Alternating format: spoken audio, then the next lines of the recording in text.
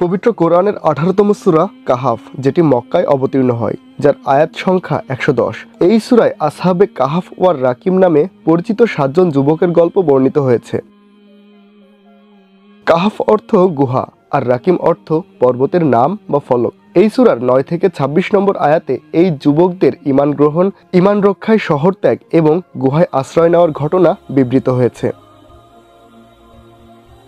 কোরআনে বলা হয়েছে, যুবকেরা গুহায় আশ্রয় নিয়ে বলল, হে আমাদের প্রতিপালক, তুমি তোমার কাছ থেকে আমাদের রহমত দান করো এবং আমাদের ব্যাপারটি সুষ্ঠুভাবে সম্পাদন করো। অতঃপর আল্লাহ তাদের গুহায় ঘুমন্ত অবস্থায় কয়েকশো বছর রেখে দিলেন। ঘটনার সময় খ্রিস্ট ধর্মের প্রাথমিক যুগ।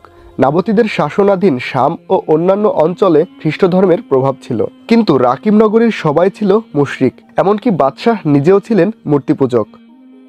তবে 7 জন যুবক মূর্তি পূজা মেনে নিতে পারেননি। তারা পৃথিবীর সৃষ্টি, আকাশের সৌন্দর্য, বাতাসের গতি, জীবন মরণের রহস্য পর্যবেক্ষণ করে প্রকৃত সৃষ্টিকর্তার সন্ধান করছিলেন। অবশেষে তাদের হৃদয় তাওহীদের আলোয় উদ্ভাসিত হলো।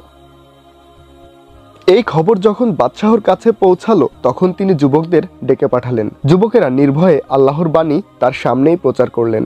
বাদশাহ এটি অপছন্দ করলেও তাদের পুনর্বিবেচনার জন্য কিছু সময় বেঁধে দেন, কিন্তু যুবকেরা সিদ্ধান্ত নেন পাহাড়ের গুহায় আত্মগোপন করার। বাদশাহ তাদের হত্যার নির্দেশ দিলেন। তারা ঈমান রক্ষায় গুহায় আশ্রয় নেন।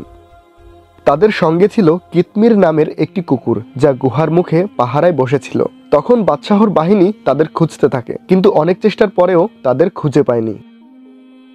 গুহাটি ছিল প্রশস্ত, জীবন রক্ষার প্রাকৃতিক উপকরণে সমৃদ্ধ।